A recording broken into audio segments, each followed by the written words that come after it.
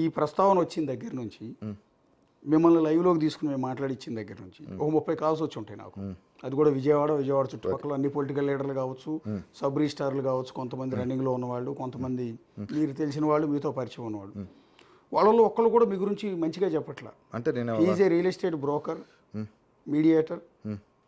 అవునండి. ఇంకా పచ్చిగా చెప్పాలంటే హైదరాబాద్లో అమ్మాయిలతో వ్యాపారం చేస్తాడు. చూపిమనండి ఒక అమ్మాయితో నేను వ్యాపారం చేసినట్టు. ఏ అమ్మాయినైనా చెప్పండి. సినిమా అప్కమింగ్ హీరోయిన్లందరినీ కూడా మీరు గోవా తీసుకెళ్లి బిజినెస్ చేస్తుంటారు అనేది మీ మీద ఉన్న అలిగేషన్. చాలా మంది చెప్పింది నిజమని కాదు. ఇక్కడ మేము వచ్చిన ఆరోపణలను క్లారిటీ తీసుకునే ప్రయత్నంలో బాగా అడుగుతున్నాం. అది మీకు దానికి సంబంధించిన ఆధారాలు ఎక్కడ కూడా లేవండి. మీకు అది అనిపిస్తుందా? సినిమా ఇండస్ట్రీలో అప్కమింగ్ హీరోయిన్తో కానీ ఛాన్సుల కోసం వెతుక్కుంటున్న అమ్మాయిలతో మీకు పరిచయాలు ఉన్నాయా? ఒక్క నిమిషం, నాకు అర్థం. ఛాన్సుల కోసం వెతుక్కున్న వాళ్ళతో నాకు పరిచయాలు ఉన్నాయి. నాకు ఇండస్ట్రీలో చాలామంది పరిచయాలు ఉన్నమాట వాస్తవం. నేను రీతు చౌదరి అనే అమ్మాయి ఇండస్ట్రీ అమ్మాయినే చేసుకున్నాను. ఆ అమ్మాయి ద్వారా నాకు చాలామంది ఫ్రెండ్స్ పరిచయం. అందరూ నన్ను అన్నయ్య అని పిలుస్తారు తప్ప మేము అందరం ఫ్రెండ్ సర్కిల్లో ఉంటాము, సరదాగా ఉంటాం తప్ప ఈ రకమైనటువంటి వాళ్ళు చేయరు. నేను ఏ రోజు వాళ్ళని అడగలేదు అట్లా. ఎప్పుడు వాళ్ళని కూడా మేము చూడలేదు ఎప్పుడు అట్లా కూడా. రీతు చౌదరికి మీకు ఎందుకు గ్యాప్ వచ్చిందండి? రీతు చౌదరికి నాకు ఏసీబీ ఇష్యూ దగ్గర నుంచి గొడవలు స్టార్ట్ అయినండి. ఏసీబీ వాళ్ళు రీతుకు చాలా లేనిపోయినవన్నీ చెప్పారు, లేనిపోయినవన్నీ క్రియేట్ చేశారు. ఆ అమ్మాయికి లేనిపోని అసలు ఏమంటే ఒక విషయం చెప్తానండి. ఎప్పుడో గతంలో మామూలుగా ఉన్న దాని దగ్గర నుంచి తీసుకొచ్చేసి అమ్మాయికి లేనిపోని చెప్పి భయభ్రాంతులకు గురి చేసినప్పుడు ఏ ఆడపిల్ల కూడా పెళ్లి చేసుకున్నాక 1 ఇయర్కు మేము ఏసీబీ రైడ్ జరిగినంత వరకు రీతు నేను బాగానే ఉన్నామే. ఏసీబీ రైడ్ జరిగిన రోజు నుంచే నాకు గొడవలు స్టార్ట్ అయినాయి. శ్రీకాంత్ వెళ్ళిపోతాడు, జైలుకి వెళ్ళిపోతాడు, పర్మనెంట్గా రాడు అని బెదిరించి భయప్రాంతులకు గురి చేశారు రీతుని. ఆ రోజు నుంచి రీతుకు నాకు మాటలు. ఆ తర్వాత 2-3 మంత్స్ మాట్లాడుకున్నాం. ఎవరికైనా భయం ఉంటుంది కదా, ఆడపిల్లకి. నాకైనా భయం ఉంటుంది, ఆ అమ్మాయికైనా భయం ఉంటుంది. మీ ఇద్దరు లవ్ మ్యారేజ్ అండి? Inter caste marriage and love marriage? Love marriage అండి. ఓకే. ఆ తర్వాత మీరు మళ్ళీ పెళ్లి చేసుకోలేదు? ఇంకా చేసుకోలేదు. ఇంకా డైవర్స్ అవ్వలేదు రీతుకి. నాకు అట్ ప్రెజెంట్ నడుస్తుంది. మొన్న కూడా మీకు చెప్పాను. కానీ ఒక డాక్యుమెంట్ సింగ్ రిలీజ్ చేసిన దాంట్లో ఒక ప్రాపర్టీ అమ్మాయి పేరు మీద పెట్టిన అప్పటికి రీతు ఒక డాక్యుమెంట్ అయితే నేను ఇప్పుడు కూడా చెప్తున్నాను. ప్రేమతో చేశారా? ప్రేమతోనే చేశానండి. అది కూడా పవర్ చేశాను. జీపీఏ చేశారు? నేను ఉండట్లేదు అప్పుడు. 15 రోజులు బయటకు వెళ్తున్నాను. అప్పుడు ఉన్న పరిస్థితుల్లో నేను చేశాను. ఛత్తీస్గఢ్ వెళ్తున్నాను. ఇప్పుడు ఈ ఎంటైర్ వ్యవహారంలో ఎక్కువగా మీకంటే కూడా ఎక్కువ బదనాం అయింది రీతు చౌదరి. ఆ పాప అమ్మాయికి లేనిపోని ఆపాదించి. ఈరోజు చెప్తున్నాను, మీరు మీడియా ముఖంగా ఫస్ట్ చేయాల్సింది ఏంటంటే రీతు చౌదరికి దీనికి ఎలాంటి సంబంధం లేదు. రీతు చౌదరికి దీనికి ఎలాంటి సంబంధం లేదు. రీతు చౌదరికి అనే వ్యక్తికి వీళ్ళెవరు కూడా తెలియదు. మహా అంటే సింగో 1-2 టైమ్స్ ఆఫీసులోనే ఎక్కడో మామూలుగా అలా కలిసి ఉంటారు తప్ప రీతుకి, ఈ ఆఫీసర్లకి, రీతుకి అసలు ఈ వ్యవస్థ గురించే తెలియదు. ఈ టోటల్గా ఈ ప్రాపర్టీస్ కాస్ట్ ఎంత ఉంటుందండి? ఏసీబీ ఆల్రెడీ ఫ్రీజ్ చేసిందని చెప్తున్నారు కదా. ఏసీబీ అన్ని ఫ్రీ ప్రాపర్టీస్ అంటే పూర్వం నుంచి ఉన్న ఆస్తులు, అంటే పూర్వజిత ఆస్తులు క్యాలిక్యులేషన్ చేయడం అనేది మార్కెట్ వాల్యూ అనేది తెలియడం కష్టం. నేను కొనుక్కొని ఉంటే ఒక 50 లక్షలు, 60 లక్షలు, 30 లక్షలు, 40 లక్షలు చిన్నవి నా పేరు మీద ఉన్నాయని మీరు ఒకసారి చెక్ చేయండి. 20 లక్షలు, 7 లక్షలు, 8 లక్షల ప్రాపర్టీస్ కూడా ఉంటాయి. నేను కొనుక్కుంటాను, అమ్ముకుంటాను. ఏదైనా లిటిగేషన్ ప్రాపర్టీ ఉంటే చేపించుకుంటాను, మాట్లాడతాను. ఎవరో ఒకరితో ఉంటే చెప్పించుకుంటాను. ఓనర్ సైడ్ ఉంటే చేసుకుంటాము. అయితే పని అవుతుంది, లేకపోతే లేదు. మొత్తం రియల్ ఎస్టేట్లో సంపాదించింది, రియల్ ఎస్టేట్లో చేసుకున్నది, దీనిలో సంపాదించింది, దీంట్లో సంపాదించుకున్నానండి. ఓకే. ఇందాక మీరు అన్నారు దొంగలు ఉన్నారు, దొంగలు వదిలేస్తున్నారు. ఎవరు వదిలేశారు? ఏంటి చెప్పండి, మొహమాటం ఏం లేదు. ఏమన్నా నాకు భయం లేదండి. ఇక్కడికే వచ్చాను, డైరెక్ట్గా వచ్చాను. నాకు భయం ఏం లేదు. టాపిక్ అనేది మీరు వేరే టాపిక్లోకి తీసుకెళ్లారు. ఆ టాపిక్ మాట్లాడుకుందాం. ఆ టాపిక్ రికార్డింగ్ ఉంది కాబట్టి ఆ టాపిక్ మాట్లాడడానికి నేను కూడా రెడీగానే ఉన్నాను. నాకు తెలియదని నేనేం చెప్పలేదే మీకు. నాకు తెలియదని నేను చెప్పాను. అతను అమ్మాయిలు పిచ్చోడని మాతో చాలాసార్లు చెప్పాడు అతను. అది ఆయన అడగండి పిలిపించినప్పుడు. ఆయన అంటే ఇక్కడ ఒక డీజీపీగా పనిచేసిన వ్యక్తి, అప్పట్లో ఏసీబీ డీజీగా పనిచేసిన వ్యక్తికి సంబంధించిన అల్లుడితో మీకున్న పరిచయాలు ఉన్నాయండి. ఒక చోట ఏమన్నా జరిగితే పోలీసులకు చెప్పుకుంటారండి. అక్కడ కూడా జరగట్లేదంటే డీజీపీ దగ్గరికి పోయి ఫిర్యాదు చేసుకుంటున్నాడు. అలాంటి డీజీపీ అల్లుడే ఇలాంటి తప్పుడు పనులు చేస్తున్నప్పుడు, అలాంటి వ్యక్తితో మీరు కలిసి ఉన్నప్పుడు ఆటోమేటిక్గా లోకం మిమ్మల్ని తప్పట్టేది. లోకం తప్పంటదంటే అండి, అప్పుడున్న పరిస్థితుల్లో నా ఆల్రెడీ ఏసీబీ మొత్తం ఫ్రీ చేసేసింది. నేను ఎంతసేపు నేనేమనుకుంటాను, నా ఆస్తులు అన్ఫ్రీజ్ అవ్వాలి, నేనేదో బయటపడాలి, నేనేదో కష్టపడి సంపాదించుకున్నాను, నా బాధలు, నాకు ఇబ్బందులు, ఈ కేసులు ఇవన్నీ నాకు ఎందుకని ఏ మనిషి నా ప్లేస్లో మీరున్నా అదే ఆలోచిస్తారండి.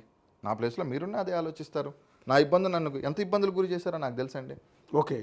ఇప్పటివరకు మీ ఆస్తులన్నీ ఏసీబీ సీజ్లో సీజ్ 2 ఉంటే 2 ఎప్పుడు మొన్న 50 లక్షలు ఇప్పుడు కావాలంటే 25 లక్షలు ఇప్పుడు అప్పు తీసుకున్నా మార్టిగేజ్. సో అల్టిమేట్గా మీరు ఏం చెప్పాలనుకుంటున్నారండి? బేసిక్గా మిమ్మల్ని ముంచింది ఎవరు, మిమ్మల్ని బలిపశువు చేస్తున్నది ఎవరు, మీ జీవితంతో ఆటలాడుకున్నది ఎవరు? ఇప్పుడు ఒక దశలో మీ మీద అలిగేషన్స్ చేస్తున్నప్పుడు మీరు ఒక కోణంలో నిందితుడు, రెండో కోణంలో బాధితుడు కూడా. 2 యాంగిల్స్ కనపడుతున్నాయి ఇక్కడ. నష్టపోయారు. నేను మాట్లాడిన దాని ప్రకారం నేను నిందితుని అనుకుంటున్నారా, మీరు బాధితుని అనుకుంటున్నారా? రెండూ కనిపిస్తున్నాయి. అంటే నేనేమంటానంటే ఇన్ని ఆస్తులు మీ పేరు మీద ఎందుకు ఉన్నాయి అనేది. ఏమీ లేకపోతే ఇప్పుడు నా పేరు అశోక్ కుమార్ అండి. పలానా బిగ్ టీవీ రిపోర్టర్ అశోక్ మీద లెటర్ రాయలేదు సింగ్. ఒక్క నిమిషం, మీరు నా ఆస్తుల గురించి మీకు చెప్తా ఇవ్వండి. దాన్ని క్లారిఫై చేద్దామని నేను ఇవాళ వచ్చాను. సార్ ఇప్పుడు మీరు ఒకటి పొద్దు నుంచి ఒకటి రాస్తున్నారు, ఏమని రాస్తున్నారు? పాన్ కార్డు లేకుండా రిజిస్ట్రేషన్ చేశారు. పాన్ కార్డు అనేది ఆధార్ కార్డుకి లింక్ ఉంది. ఈరోజు ఆధార్ కార్డు నెంబర్ ఉంటే పాన్ కార్డు ఎక్కర్లేదు. మన ఏదైనా ఇన్కమ్ ట్యాక్స్ సంబంధించిన ఏదైనా ఉంటే పాన్ కార్డుకు సంబంధించింది ఆధార్ కార్డు లింకే పాన్ కార్డు. నా ఆధార్కి పాన్ కార్డు ఆల్రెడీ ఫ్రీడ్ అయి ఉంది. నాకు ఆల్రెడీ మేము ఇన్కమ్ ట్యాక్స్ పే చేస్తున్నాను. లాస్ట్ 2 years నుంచి ఏసీబీ ఫ్రీ చేసింది కాబట్టి నేను ఇన్కమ్ ట్యాక్స్ ఫైల్ చేయలేదు లాస్ట్ 2 years. అంతకుముందు మేము దాదాపు 15 సంవత్సరాల నుంచి ఇన్కమ్ ట్యాక్స్ పే చేశాము. కావాలంటే మీరు ఐటీకి మీరు ఒక లెటర్ రాసి నాకు సంబంధించిన ఇన్కమ్ ట్యాక్స్ రిటర్న్స్, మా నాన్నగారి రిటర్న్స్ అన్నీ కూడా మీరు తెప్పించుకోండి. తెప్పించుకున్నాక ఒకవేళ నా తప్పు రైట్ అనేది మీరు డిసైడ్ చేయండి. ఓకే. పొద్దు నుంచి నేనేదో పాన్ కార్డు లేకుండా చేశాను. ఒక పార్టీషన్ డాక్యుమెంట్ అనేది జరుగుతుంది. అంటే పార్టీషన్ అనేది ఒక 4 వ్యక్తుల మధ్య 3 వ్యక్తుల మధ్య డాక్యుమెంట్ జరుగుతుంది. ఆ తర్వాత రిజిస్ట్రేషన్ అనేది ఖచ్చితంగా వాళ్ళు అమ్మన్నప్పుడు కొన్నప్పుడు మనం జరుగుతుంది. ఇప్పుడు మీరు చెప్పింది ఇది ఏంటి? 25 లక్షల రూపాయలు చీమకుర్తి కామేశ్వరమ్మ అంటే మా బామ్మగారు మా నాన్నగారికి ఇచ్చిన పార్టీషన్. మా నాన్నగారు దగ్గర నుంచి ఇప్పుడు నేను దొంగతనం చేసేవాడిని, దొరతనం చేసేంటే నా కుటుంబ సభ్యులను పెట్టుకోను కదండి. మీరు అన్నట్టు చెప్పండి. నేను నిజంగా తప్పుడు పని చేసేవాడిని అయితే, నేను తప్పుడు పని చేసేవాడిని నా కుటుంబ సభ్యుల పేరు పెట్టుకుంటానా, ఎవరైనా పేరు పెట్టుకుంటానా? మీరు చెప్పండి. మీరు ఒకసారి ఆలోచించి. మీరే ఉన్నారు సార్, మీరైతే ఏం చేస్తారు? చీమకుర్తి కామేశ్వర్ అంటే మా నాన్నగారు వాళ్ళ అమ్మ, మా నాన్నగారు వాళ్ళ అమ్మ దగ్గర నుంచి మా నాన్నగారికి వచ్చింది, మా నాన్నగారి దగ్గర నుంచి నాకు వచ్చింది, నా దగ్గర నుంచి రీతుకి నేను పవర్ ఇచ్చా ఆ రోజు. ఆ డాక్యుమెంట్. ఓకే. ఇగో ఈ డాక్యుమెంట్ ఒకటి. ఓకే. ఇది agreement of GPA. This is not a sale deed. Okay. ఇది agreement of sale deed. Only నేను అమ్ముకోవడానికి మాత్రమే పనిచేస్తుంది తప్ప దేనికి పనిచేయదు. ఇది 5.5% ట్యాక్స్ కట్టుకున్నాము. ఇది 50 లక్షల రూపాయలు సంబంధించిన ప్రాపర్టీ. ఇది మేము కొనుక్కున్నాం. ఇప్పటికీ అది ఇబ్బందిలోనే ఉంది. మీరు ఒకసారి మీరు చెక్ చేసుకోండి. ఓకే. ఈ కిషోర్ కుమార్ దగ్గర ఓకే. ఇది కిషోర్ కుమార్ అనే వ్యక్తికి సంబంధించిన ప్రాపర్టీ. ఇది మా నాన్నగారు కొనుక్కున్నారు. సింగ్ గారి బినామీ కిషోర్ కుమార్. ఓకే. సింగ్ గారి బినామీ కిషోర్ కుమార్. సింగ్ నాకు పరిచయస్తుడు కాబట్టి నాకు ఆ రోజు నాకు ఏదైనా అపార్ట్మెంట్ కావాలంటే దీనికి కాగితాలు లేవు, కాగితాలు పోయినాయి శ్రీకాంత్, నువ్వు రిజిస్ట్రేషన్ చేసుకుంటా అంటే సార్ నాకు రిజిస్ట్రేషన్ చేయండి, ఒక 10 లక్షల రూపాయలు తక్కువకి ఇస్తా అంటే నేను కొనుక్కుంటున్నానని చెప్పి మా నాన్నగారు బ్యాంక్ అకౌంట్ నుంచి కావాలంటే ఆర్టీజీఎస్ నెంబర్లు కూడా డాక్యుమెంట్లో మెన్షన్ చేసి ఉంటాయి, ఒకసారి చెక్ చేయండి. ధనలక్ష్మి బ్యాంకులో కూడా లోన్ ఉంది, ఆ లోన్ కూడా ఫ్రీ చేశారు. ఈ డాక్యుమెంట్. ఓకే.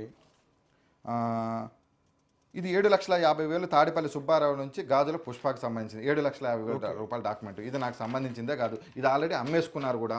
ఓకే. ఇది కూడా సేమ్. ఓకే. ఇంకొకటి, ఇప్పుడు 2,50,00,000 రూపాయలు అనేది మార్టిగేజ్ వాల్యూ. దాదాపు 14 మంది ఇక్కడ ఉన్నాం మేము. 14 మంది కలిసి 2,50,00,000కి మేము మార్టిగేజ్ చేసుకున్నాం. ఇది 14 మంది కలిసి చేసుకుంది. ఈ 10 కోట్ల రూపాయల ప్రాపర్టీ నాది కాదు. ఇది మార్టిగేజ్ డబ్బులు ఇచ్చాం మేము. 2 కోట్ల రూపాయల డబ్బులు మాత్రమే ఇచ్చాం 14 మంది కలిపి. ఆ 14 మంది ఇచ్చిన డబ్బులు ఇది ఆల్రెడీ ఏసీబీ వాళ్ళ దగ్గర నేను డేటా రాసి ఇచ్చేసాను ఆ రోజు.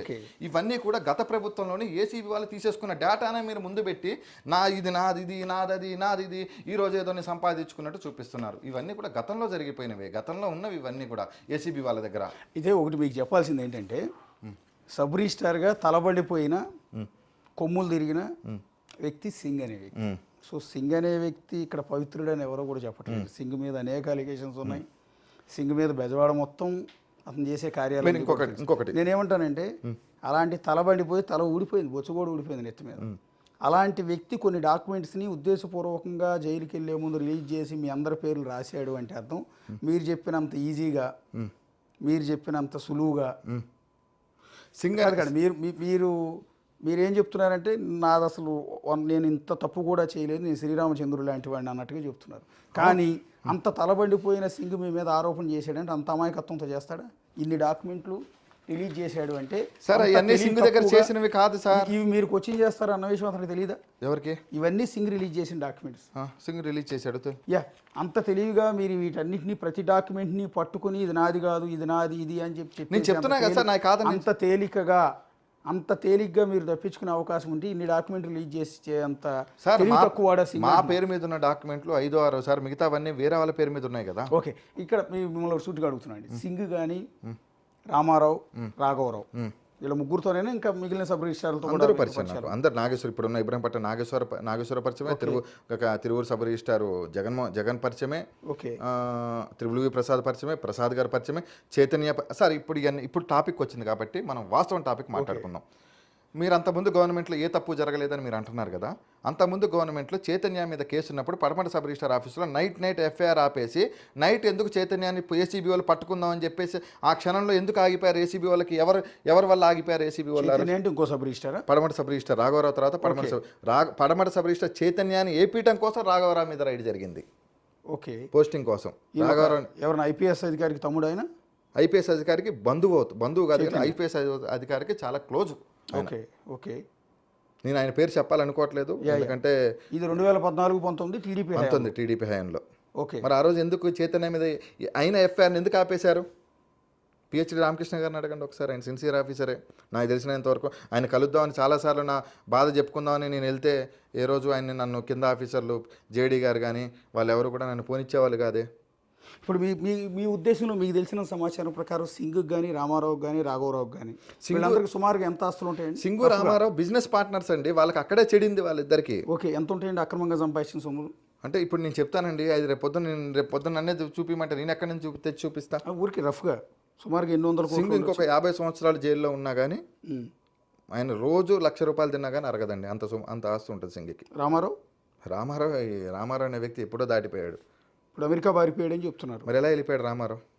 దీనికి ఆన్సర్ ఎందుకు లేదు? శ్రీకాంత్ పారిపోయాడు అని వేస్తారు, శ్రీకాంత్ వెళ్ళిపోయాడు అంటారు. ఏసీబీ వాళ్ళు నాకు సార్ ఇప్పుడు ఒక కేసులో నేను ఉన్నప్పుడు ఏసీబీ నాకు నోటీస్ పంపాలి కదా.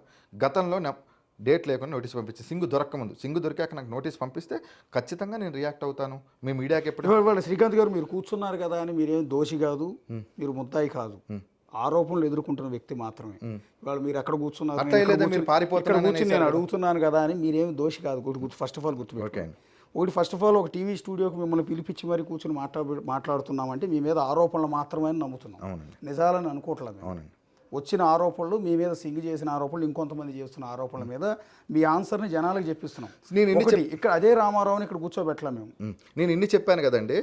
మరి నేను 3 రోజుల క్రితమే దశరామరెడ్డి పేరు చెప్పేశాను, కేఎన్ఆర్ పేరు చెప్పేశాను, ధనుంజయ రెడ్డి, వీళ్ళందరూ ఎందుకు మాట్లాడలేపారు 4 రోజుల నుంచి ఈ రోజు వరకు? ఎవరు ఒక్కడు కూడా నోరు ఇప్పట్లేదు. ఎందుకు ఇప్పట్లేదు? అంబటి రాంబాబు వచ్చి ఎవరో చీమకుర్తి శ్రీకాంత్ అని మాట్లాడేసి వెళ్ళిపోయాడు. ఎందుకు వీళ్ళందరూ మాట్లాడట్లేదు? నా ఫోన్ వాళ్ళు అంటున్నది ఏంటంటే వైఎస్ఆర్ కాంగ్రెస్ పార్టీ వాళ్ళు ఒక కేసు పెట్టారు, మా బిగ్ టీవీ మీద కూడా ఒక కేసు పెట్టుకునేయండి. అసలు చీమకుర్తి శ్రీకాంత్ అనే వ్యక్తి ఎవరో మాకు తెలియదు. ఫస్ట్ ఆఫ్ ఆల్ చీమకుర్తి శ్రీకాంత్కి కేఎన్ఆర్కి లింక్ పెడుతూ తప్పుడు కథనాలు రాశారు అని. అసలు మీరు ఎవరు వాళ్ళకి రిలేటెడ్? చీమకుర్తి శ్రీకాంత్ నేను చెప్పిన పేర్లకు తెలియదని అంటున్నారు కదా. కేఎన్ఆర్ అనే వ్యక్తి నాకు తిరుపతిలో దర్శనం చేయించాడు, ఆ డేటా తెప్పించుకోండి, పరిచయం లేదని చెప్తున్నాడు కదా అంబటి రాంబాబు, దట్స్ ఫైన్, అది పక్కన పెట్టేసండి. దశరామరెడ్డి వెస్టర్న్ హోటల్లో నా పేరు మీద బుకింగ్ అయి ఉంటుంది. ఆ రోజు దశరామరెడ్డి రోజు ఎందుకు వెస్టర్న్ హోటల్లో స్టే చేశాడు అది అడగండి. దశరామరెడ్డి గారు నేను చాలాసార్లు కలిశాము బయట, అదొకసారి అడగండి.